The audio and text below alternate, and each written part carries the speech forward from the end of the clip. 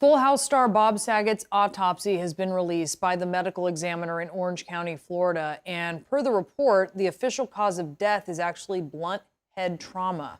Joining us now is CNN chief medical correspondent and neurosurgeon, Dr. Sangay Gupta. Sangay, I think this was surprising to a lot of people. What does this autopsy report reveal?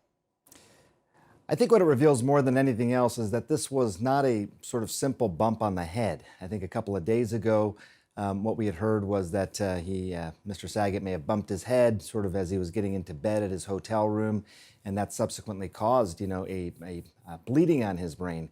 But when you read this autopsy report, that still may be the case, but it was a very significant blow to the head. I can show you, first of all, we put this graphic together just to give you an idea in yellow of all the various bones on his skull that were fractured. Now, it takes a lot of force to do that, and let me show you on the skull model if I can as well.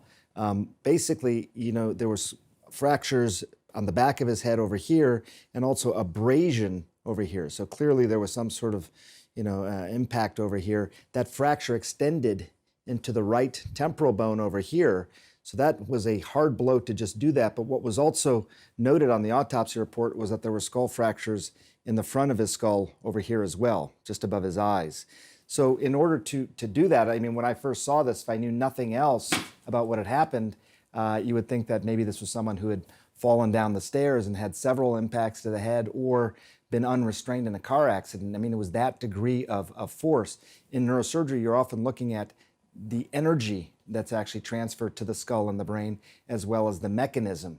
And, whatever happened here, we may never know the exact, like how he fell or what happened, but it was a significant blow that caused that. And likely the bleeding on top of the brain, as you see there in this image, is likely causing pressure on the brain and subsequently, sadly, led to him becoming unconscious and then dying. So what we learned more than anything else was this was significant. Whatever happened, however it happened, it was a significant blow, not something simple.